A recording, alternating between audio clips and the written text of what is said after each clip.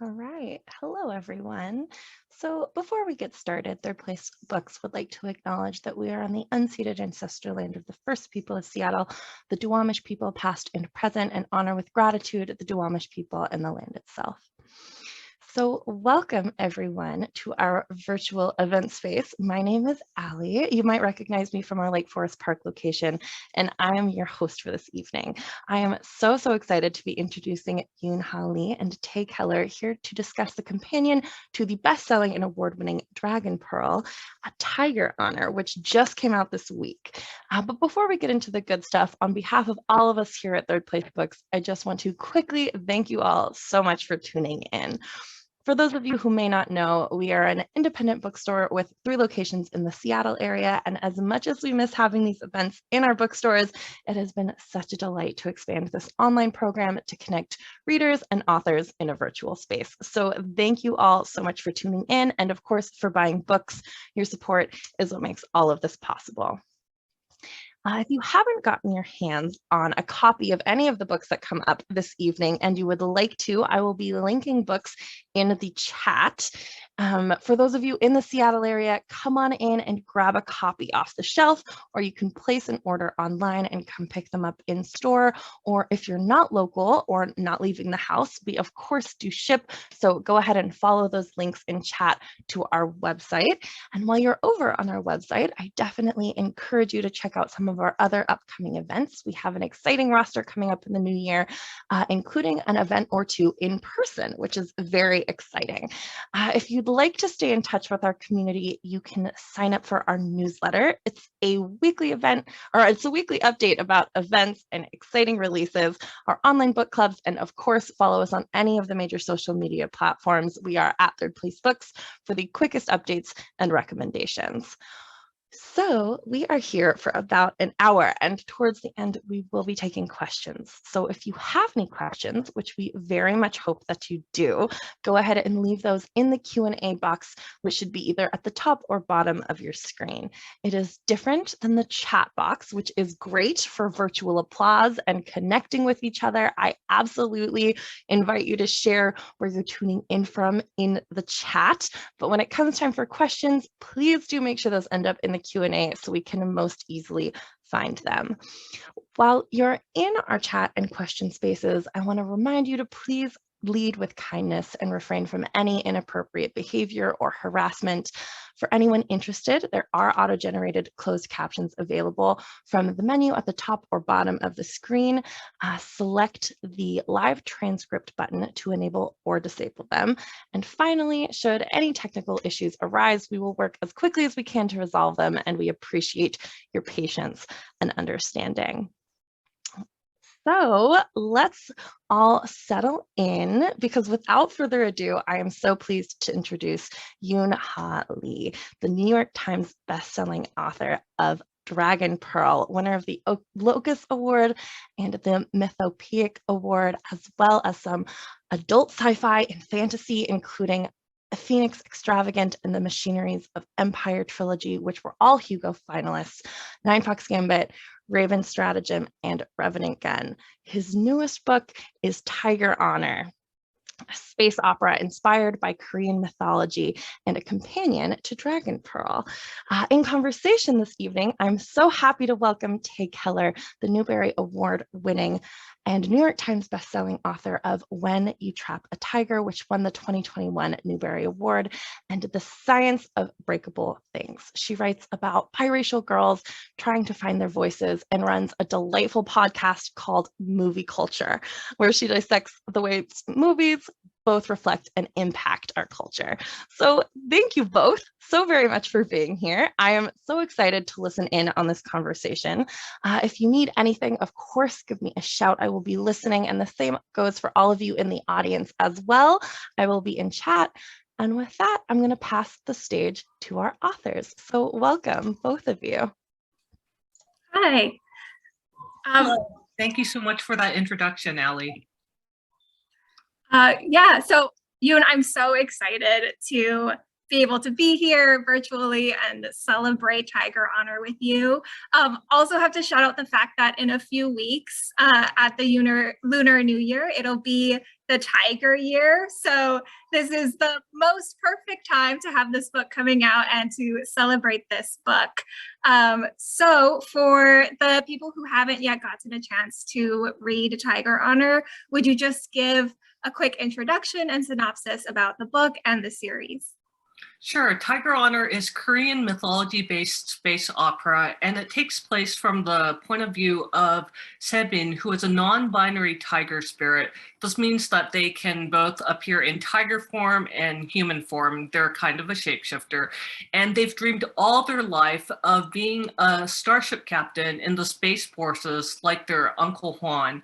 So the day that they receive an invitation to serve as a cadet in the Space Forces should be the happiest day of their life.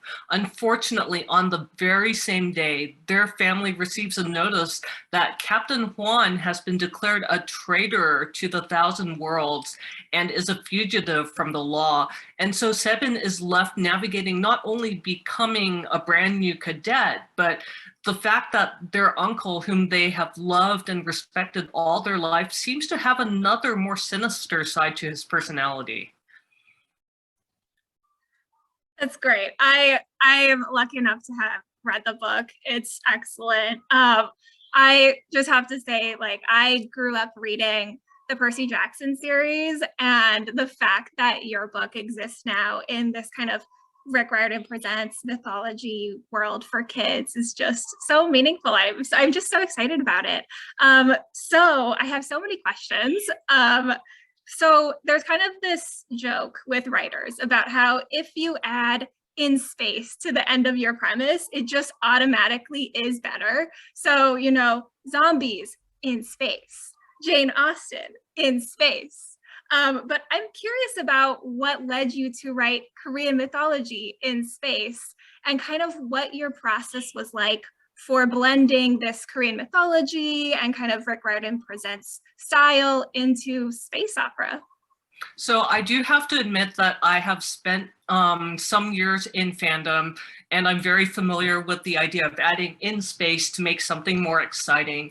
When my former agent, Jennifer Jackson, first told me that Rick Riordan was starting a new imprint, she said, you know, you're Korean American, so you have a heritage, and you write action, you know, sort of action-packed stories, so why don't we try doing this? And I said to her, Jennifer, nobody else is going to pitch Korean mythology space opera.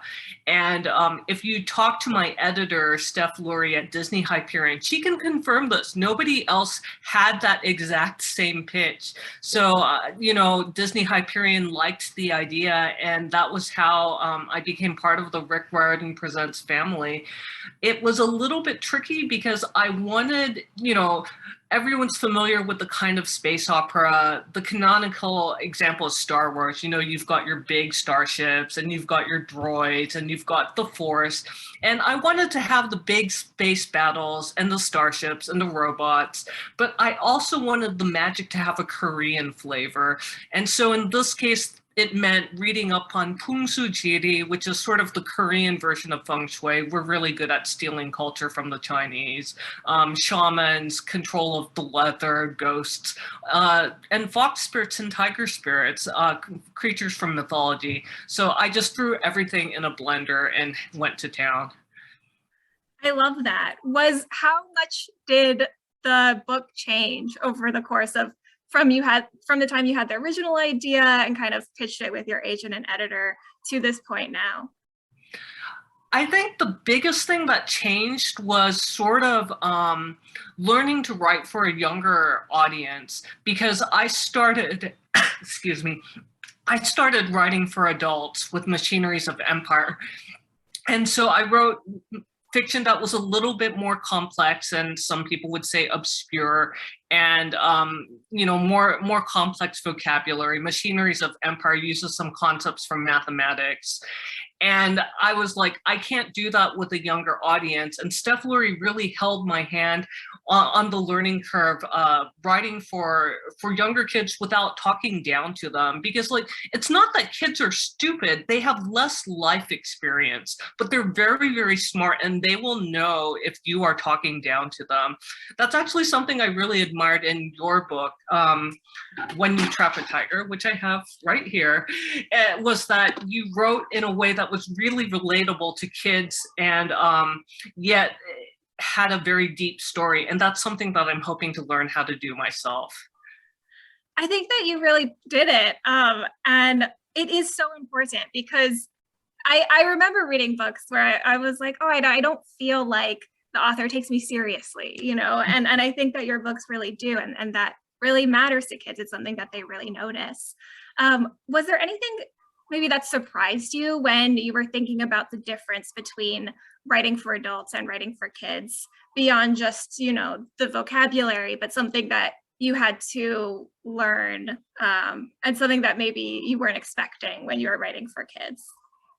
I think one of the things that was really tricky, so one of my friends reads a lot of middle grade, and she often complains that in the books that she reads, kids are given too much agency, which sounds really terrible. It's like they should be going to their parents to solve their problems. And I'm like, so for example, Dragon Pearl, Min runs away from home to clear her brother's name. And as a parent, my daughter has not run away from home. I'm very grateful for that. I hope she continues not to run away from home. But in the end, in children's books, the children are the center of the story, and they're the ones who should be solving their own problems. It should not be the adults step in and do everything for them. Because I remember when I was a kid, one of the most frustrating things was that as a kid, you don't have a lot of agency. You don't have a lot of power. It's parents telling you what to do, or your coach, or your teachers. And it's so satisfying to grow into your own power and realize that there are things that you can do for yourself. And so learning to center that in a story for kids became really important to me. Yeah, I totally agree. And I think that's so funny too, because sometimes when you are writing for kids, it is like, oh, these parents are kind of getting in the way. Let's just figure out how to get them out of the picture. One of the other things that I find so fascinating and that I really love about Tiger Honor and Dragon Pearl is the way that you write about gender. So in Dragon Pearl, you mentioned that foxes are free to choose their gender. And in Tiger Honor, not only is the main character non-binary, but also, you know, you have a lot of supporting characters that are non-binary. So I'm wondering about how you thought about gender as you were world building. Sure. So Korean culture, in my experience of it, you know, I spent half my childhood in South Korea. It's not you know, it's kind of patriarchal, not super accepting of gender diversity. But I said to myself, this is a Korea that is in the future, not the present. And it can be a Korea that, as in the way that I would like it to be, even if it hasn't gotten there yet. I have friends who are non-binary, and they saw themselves reflected so little in literature for any age. And I said to myself, why not make a main character who is non-binary? Because there was a supporting character in Dragon Pearl, the goblin Sujin, but I said, I want the hero of Tiger Honor to be non-binary. And, you know, I can't do all the representation, but one book at a time, it's a start. Yeah, and I loved how normalizing it was in your book. And the characters wear these pins to say their pronouns. And there are a lot of details that you had that just made me think, oh, I wish that we could have that now, that was just a normal part of our culture now, which is such a beautiful part about writing, and especially what you're doing, which is imagining a future. I'm also curious, so you're obviously drawing so much on Korean mythology and folklore.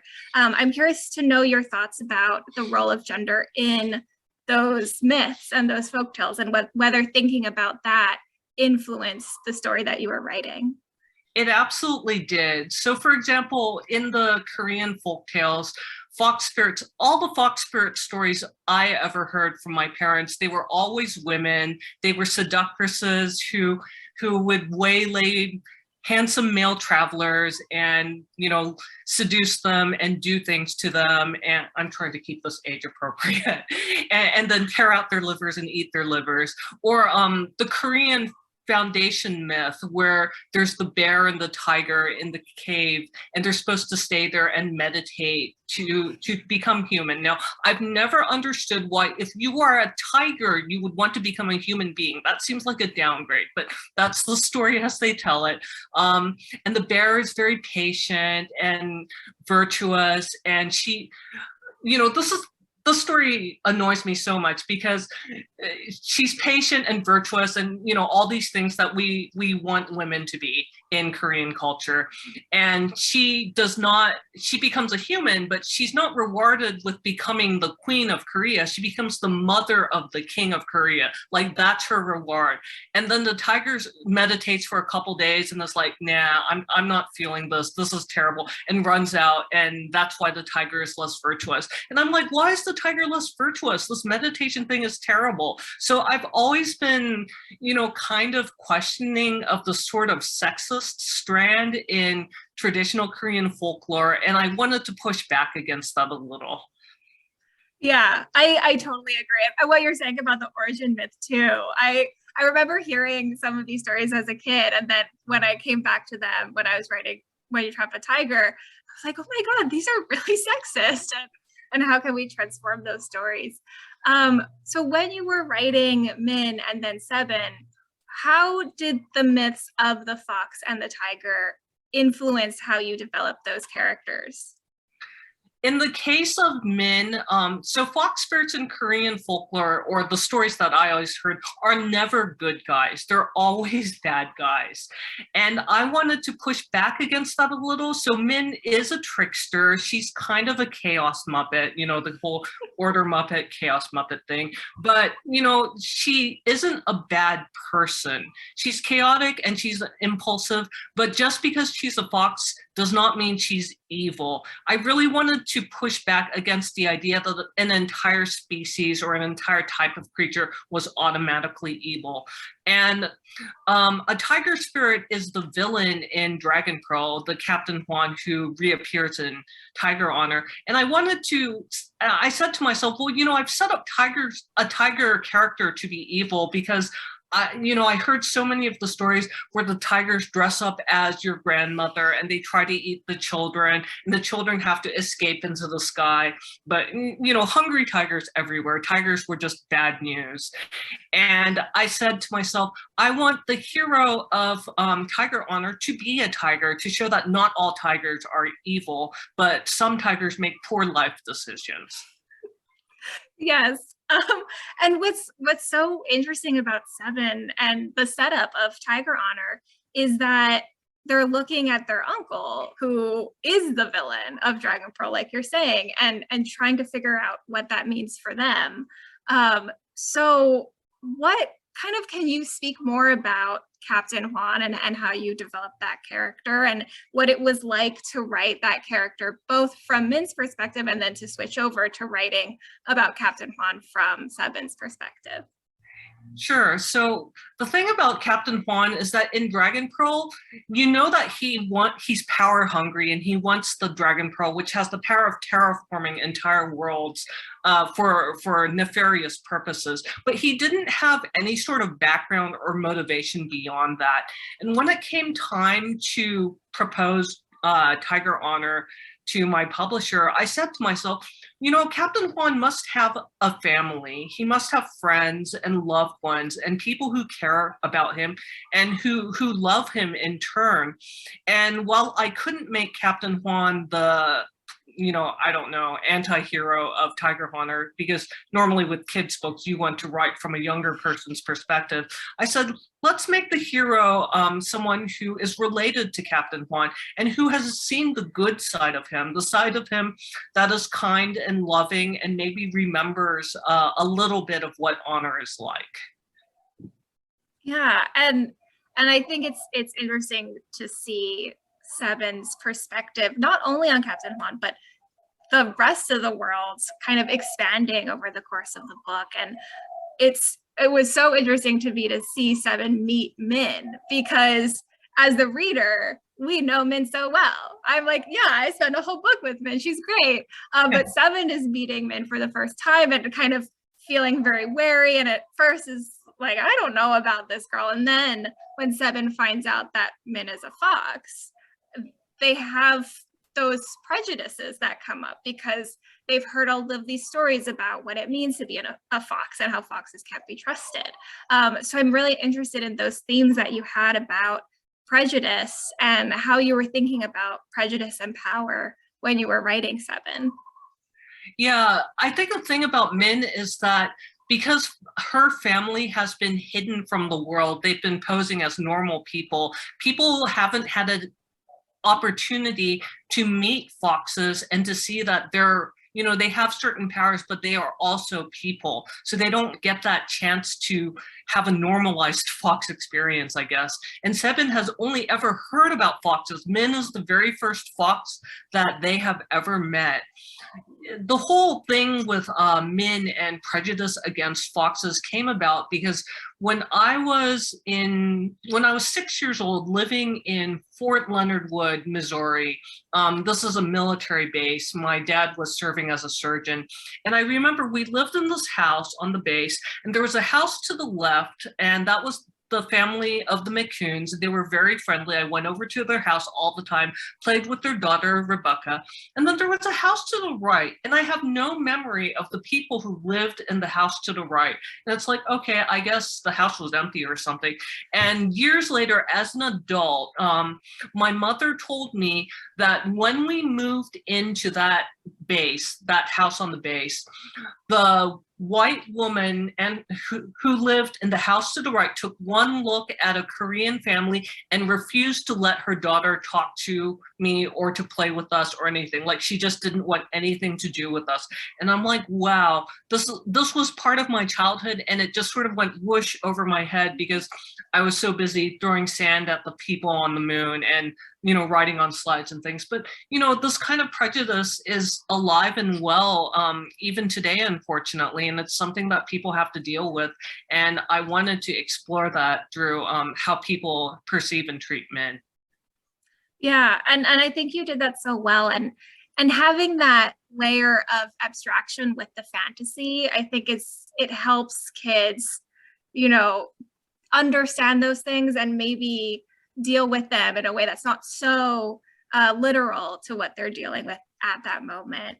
Kind of speaking about writing for kids and all of these ideas and all of these themes that you have put into both of these books, what is it that you hope that kid readers and also just readers of all ages take away from these stories?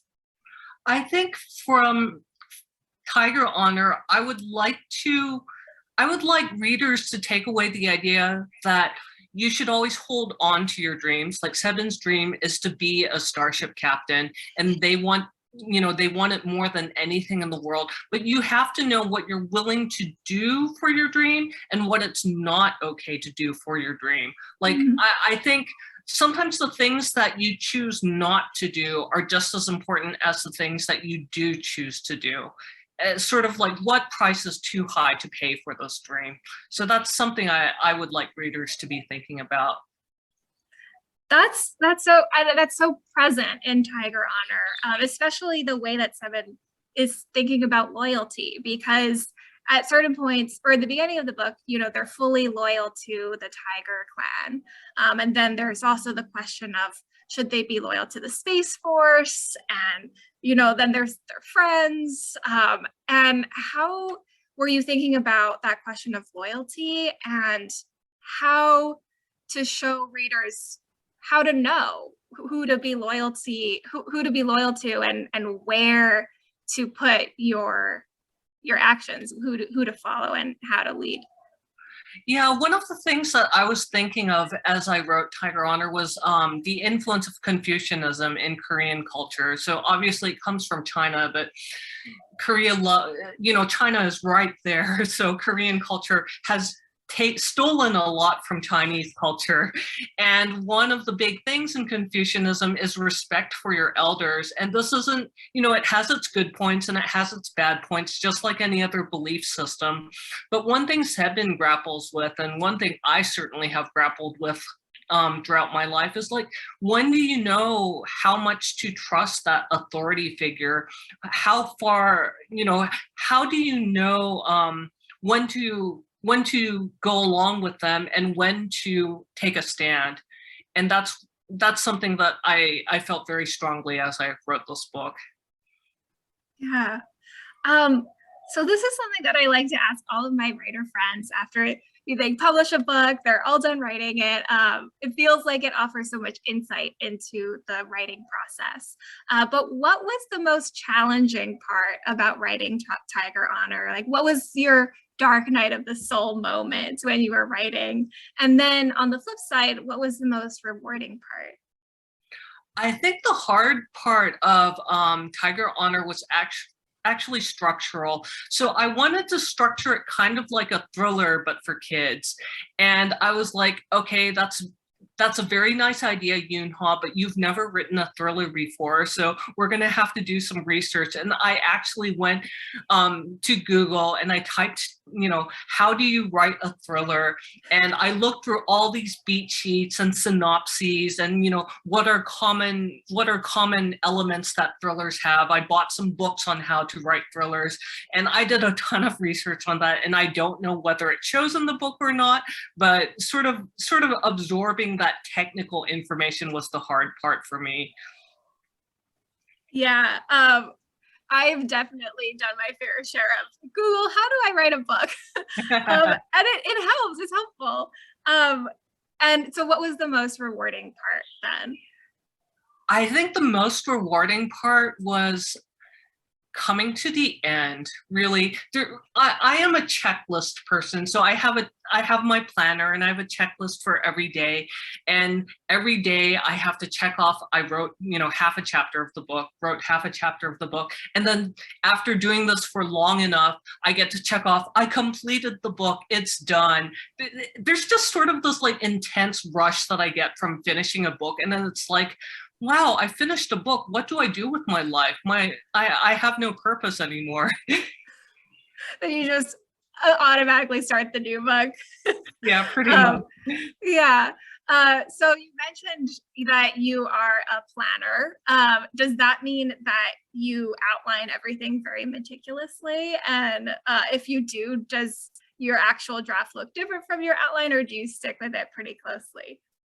So I would say I'm in between. I would say I'm a planter. I'm sort of in between. So I will do the sort of meticulous chapter by chapter outline for my book. And the three things that stay the same are the beginning, the midpoint, and the end. Like those are sort of my signposts, I guess. But, I get 4 chapters into the book and I'm following the outline and oh, I have a better idea. Or my character walks in and, decides to do something different, and I tuck the outline. And I keep thinking that it'll be different every book, and that I will stick to the plan. It never happens. I always throw the outline out. Yeah, you always are hopeful and optimistic for the next time, right? You're like, this time I know how to write a book, and surely it will be easy. But you also mentioned your research. So you were researching how to write a thriller. But what else did you research for this book? Did you research the Korean folklore and, space stuff? I did Korean folklore stuff, partly I keep a small collection of Korean culture and history books because they're kind of hard to find in the library. Like you'll find tons of stuff on China and Japan, not so much on Korea. It has been my typical experience. So when I find a book in like a used bookstore, I do the Gollum thing. It's like mine precious. And sort of my secret researcher help, it comes from my mom, who lives in South Korea, and I'm not fluent in Korean, but she is. And so I'll say, hey mom, can you tell me more about stories of fox spirits? And she's like, okay, this must be for a book. You're doing the book thing again. She has infinite patience for my book related research questions. So there was definitely a lot of that.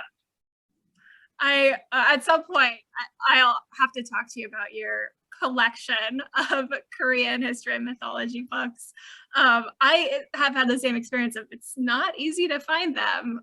So they're very precious if you can get your hands on them. So kind of talking about, you know, this experience about writing for kids, have you been able to interact with kids that much since Dragon Pearl came out? And how has that been? What's the experience been of talking to kids and engaging with them? I think the thing I love about talking to younger readers is that everything is new to them. So for example, when I was writing Dragon Pearl, I used the term FTL, which shows up all the time in adult science fiction to mean faster than light travel. And my editor was like, you know, a kid who is reading Dragon Pearl, this might be their very first science fiction book. You can't assume they know all the stuff that adult science fiction readers take for granted. And so it's like, gosh, if this might be some kid's first science fiction experience, I have to get it right. Like there's so much pressure, but there's also sort of, it feels really rewarding to be that person who might be able to introduce them to the genre. I also have to say, kids have at this one school talk I gave for Dragon Pearl, which was, you know, before COVID came along, they came up to get their book signed, and they asked me, are you a furry? Like, just no filters. Oh my gosh, that's great. I have some wild questions that kids have asked, but that's kind of like top of the chart. What did you respond? I said, no, I just write about foxes. I don't dress up as one. Although I probably should do that on a school visit and see what happens. I wonder what my publicist would say. I'm sure that the kids would love it. I mean, it's, you know, change of pace. Yeah, so kind of, can we talk a little bit more about your writing routine? I feel like I'm always picking other writers' brains. Like, how do you do it? How do you write a book? So do you have the same routine every day? Do you change things up? I change things up some slightly, but I would say the basic routine is I have a rule, because I am governed by my stomach, that no writing happens until I have eaten food. So, you know, I don't do this morning writing thing, or morning writing can only happen after breakfast, because if I start writing without having eaten food, I start writing about food, and sometimes that's appropriate and sometimes that's not so appropriate. So I always eat food first to quiet that part of my brain. And then I either sit down with my computer, or I go out on my patio table and I type out there, or sometimes I write in a notebook. You know, I sort of like to mix it up to keep things fresh. Yeah. Speaking of writing food and fuel, do you have any kind of special snacks, anything that you gravitate towards specifically? Any kind of rituals around writing? I like pocky, which there's a Korean version called betbero. It's basically the same thing. It's the sort of biscuit stick dipped in chocolate. My husband wishes I wouldn't eat so much of it, but it tastes so good. And it also takes me back to my childhood eating that in Korea. Yeah.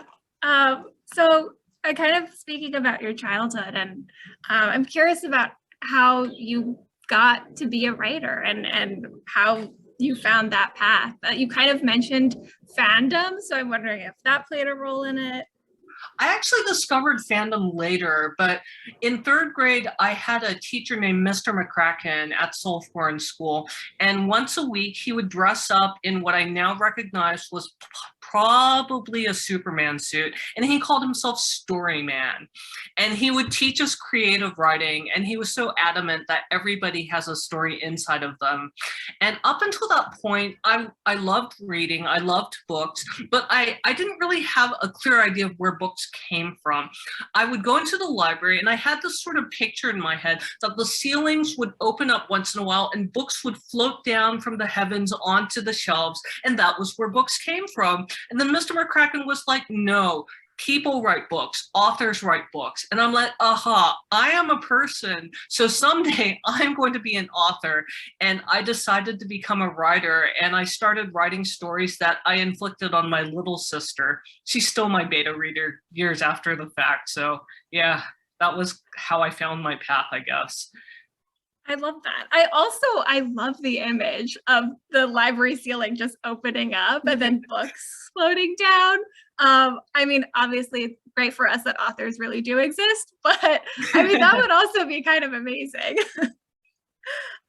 So you mentioned when you heard about the Rick Riordan Presents imprint that you and your agent had that conversation about writing the series. Had you always wanted to shift into writing for kids, or did that spark that interest? And what kind of drove that desire to write for children? It honestly, I had never considered writing for kids because I'd gotten my start in short science fiction in 1999, and I was sort of known for writing weird, experimental, kind of hard to follow avant-garde stuff. So like not really the kind of stuff that you would naturally give to a kid. But Jennifer was like, you know, you should give this a try. And you know what sort of clinched it was my daughter, who was a younger teen at the time. She was a huge fan of Rick's Percy Jackson books and the Magnus Chase books. She's like, you have to do this. So I love that. Does she get to read your books early? She actually refuses to read them until the editor has been through with them. Okay. She's like, I don't want to read your rough draft. I want to read it when it's polished. She's very cynical about the business of writing. She is? That's so funny. Yeah. Yeah, only the finished draft, only the polished version. And speaking of, you know, all those drafts, what's your revision process like? How many drafts do you usually go through before you get to that finished polished version? So I am what I call a vomit drafter, where I just sort of vomit the words onto the page, and they're messy, and I can't think of a character's name, so I name them Broccoli, and I do a search replace later on. I write incredibly terrible drafts, and then I'll do a first pass revision, so that's the second draft, to make it readable, because like the original draft is not readable. And then I send it out to beta readers, and they return comments, and I do a third draft based on the beta readers. And then it goes out to the editor. The editor gives me notes, and then I do a fourth draft. So it's kind of a process, but I actually love the process of revision because it feels like doing a jigsaw puzzle. You know, you have all these pieces all over the place, and then you put them together and you bring order out of chaos. It kind of feels like playing God in a way, except with my own writing. Yeah, I do the same thing with character names, where I'll just put in brackets name, and then I'll come back to it, but then every character is just named name, and then it gets New vegetables. I learned this trick from a writer friend of mine who names every character. Every time she can't think of a name, it's like broccoli, cauliflower, rutabaga, and then it's easy to do a search replace, assuming you're not writing about a gardener. Oh, I love that. Okay, that's gonna be my new trick. So when you have all of these pieces that you're trying to figure out for revision, are you thinking about all of these themes and ideas that you put into your books? Or is that something that kind of comes at the end where you see, oh, that's what I was doing? I actually think about theme from the beginning, and I know writers vary a lot on this, but my background is in math. I got a BA in mathematics. And so I always like to think about my premise right from the beginning, and then how to develop the premise, and then how to bring it to a conclusion. So I think about telling stories in the same way. Like, what are the themes? How can I develop those themes? How can I, deliver some kind of answer or statement to the reader? And I know it's kind of didactic and not everybody likes to approach it that way, but it works for me. I think it really works. And I think what you were talking about earlier about respecting kids and treating them, not talking down to them, I think that really balances out this idea of didacticism where, you're not like, kids, sit down, I have something to teach you, but you really are like, okay, let's think about this and explore it, and meeting them where they're at and being really respectful in your story. So I think that really comes through. Okay, so I have this last question that every author gets, and sometimes it's very exciting and sometimes you totally dread it depending where you are in the process. But so Tiger Honor just came out. Hopefully everybody that's listening has their brand new, fresh off the press copy and is going to devour it like the Tiger readers that they are. But after they're done reading that, what can they look forward to? Is there going to be another book in this series, or are you working on something totally new? I actually started work on a sequel to Tiger Honor on January 1st. Because I was so eager to get started, and it also felt like symbolically appropriate to start a new project on the new year. And Min from Dragon Pearl and Sebin from Tiger Honor are forced into a situation where they have to survive together on a death planet. And I have a lot in plan for them. Oh my gosh, I'm really excited to read that. Okay, so now we're going to switch over to audience questions, and I'm going to pass it back to Allie, who will field those questions. Thank you so much for talking with me. This was so much fun. Yeah, absolutely. Thank you, Tae. All right, so I have some questions here from our audience members. Audience, don't forget, keep adding them. We have a little bit of time, so keep throwing your questions in that Q&A box. This is from Phoebe, and it says, is there anything from an earlier draft that you wish you would have kept in Tiger Honor? That's a really good question. Tiger Honor went through less drafting than Dragon Pearl did, for example. Not for Tiger Honor, but from Dragon Pearl, I will tell you that there's a scene in Dragon Pearl where Min works in a casino, like a gambling parlor.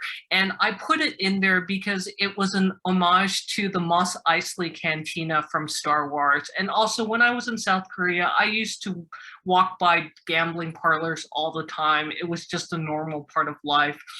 But my editor looks at this and says, no, you can't do this. You can't have gambling in a book for kids. And I'm like, I didn't realize that was a rule. But most of the people who read, most of the people who purchase books for middle graders because they don't have credit cards yet are the parents and the teachers and the librarians. So, you have to be aware of people's sensibilities. And we went back and forth, and my editor was like, okay, you can keep the gambling parlor scene, but you have to make it super crystal clear that gambling is bad. And I'm like, okay, I can do this. I can make it super crystal clear that gambling is not a thing that we want you to run off and start doing.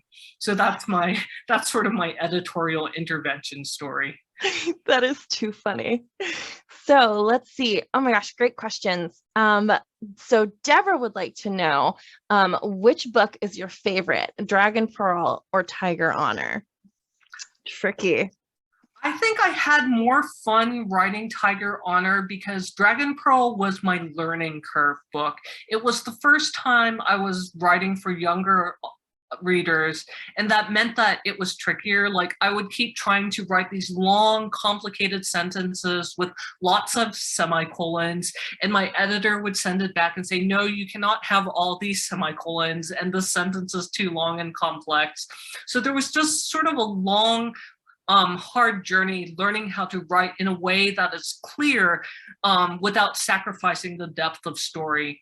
I like to think by the time that I got to Tiger Honor that I had learned a little bit from the previous experience. Certainly I got a much shorter edit letter from my editor for Tiger Honor, so it just went more smoothly.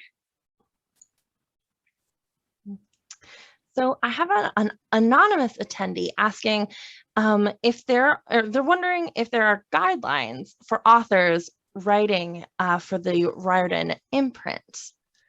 I actually don't know how you get invited to that imprint. I think what you need to do is you need to be agented.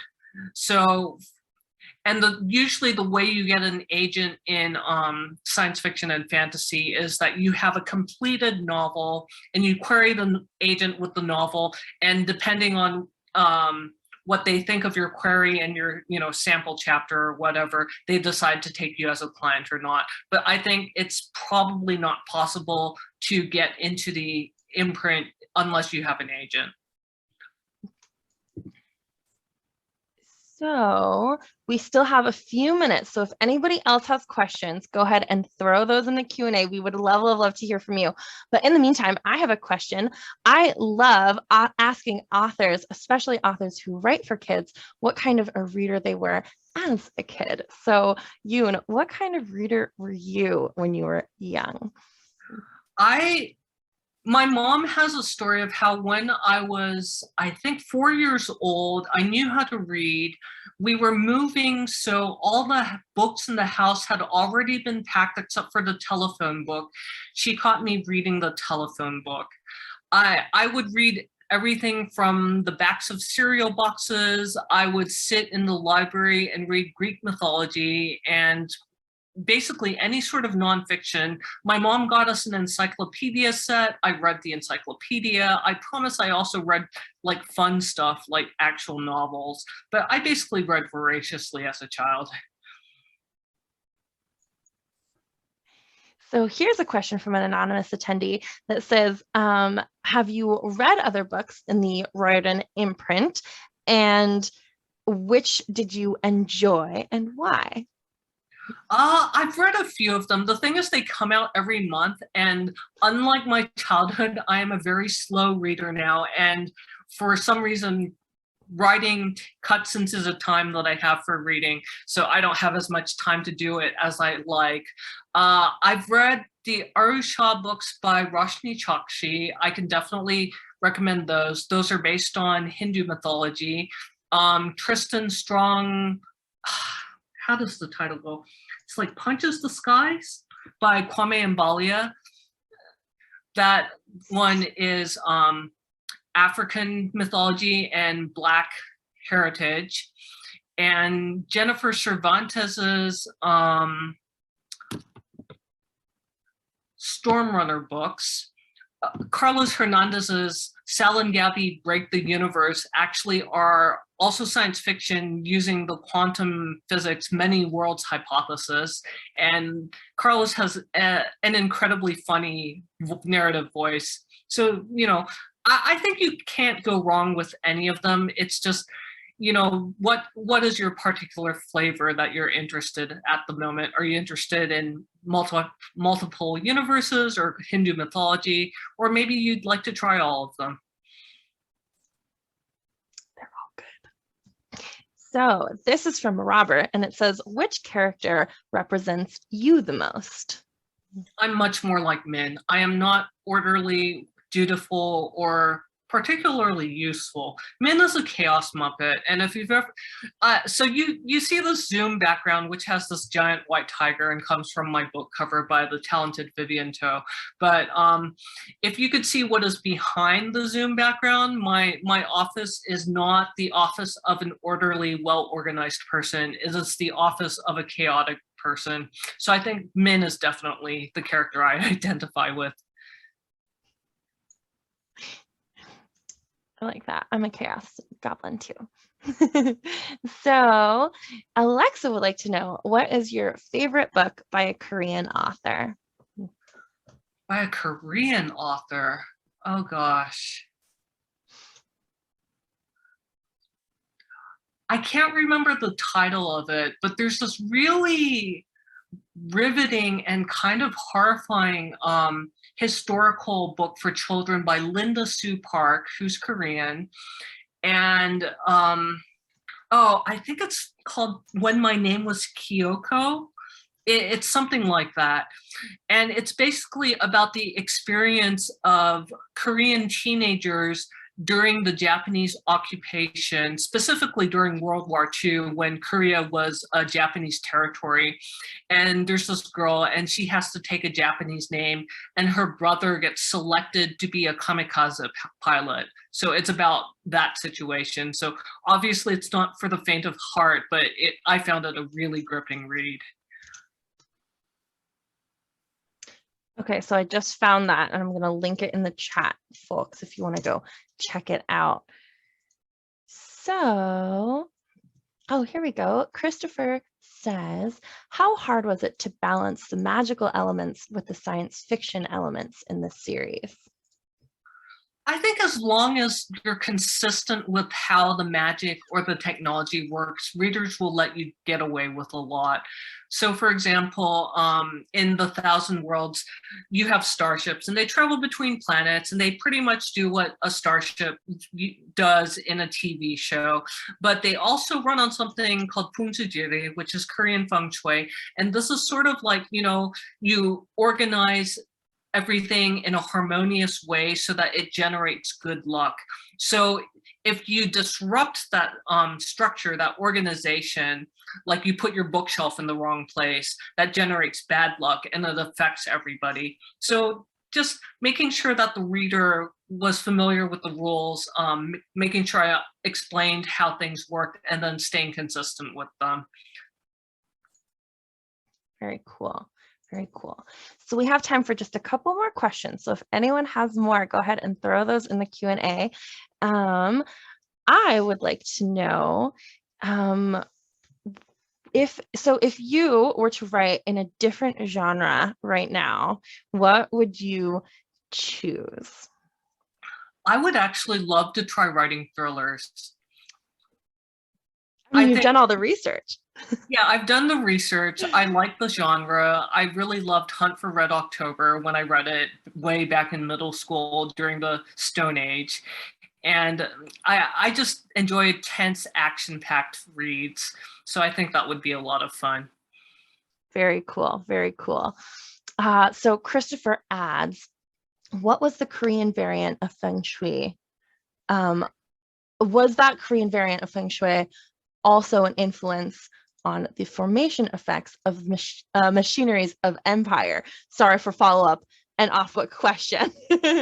No, that's a good question. I actually was not really aware of Pungsujiri at the time that I wrote Nine Fox Gambit, so that's not the influence. The formation effects actually came from me daydreaming during my calculus class when we were doing vector calculus and thinking about ways that different arrangements, there's something called a gradient in mathematics, which is pretty much what you would think it is. Like if you have a terrain and you put a marble on it, it'll go in a different direction depending on the curvature of the surface.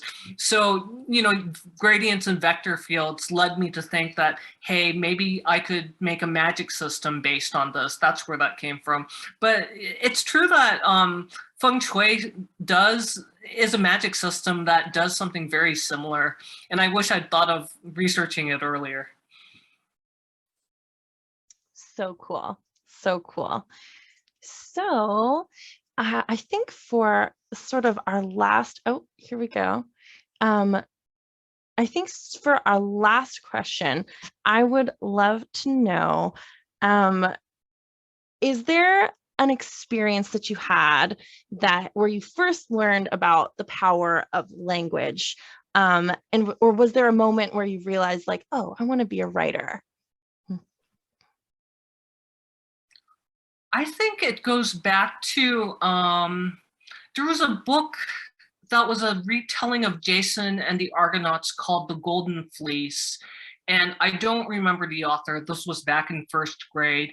But the book was like 100 pages long, which to a first grader is kind of a long book. And I read the whole book on the school bus, and people started talking about me like, that kid read a 100-page book. And I'm like, wow, reading makes me cool. I know this is like so not like, this is not a highly evolved response, but reading makes me powerful. Like, I can know things from reading, and people can look up to me if I read things. Or, you know, in other times of my life, it's been people will beat up on me if I'm a reader, but it has on balance, it has worked out for the best. That's a super good answer. All right, so we are about at our time this evening. So I'm just going to take this last moment to say a huge, huge thank you to all of you who've joined us this evening.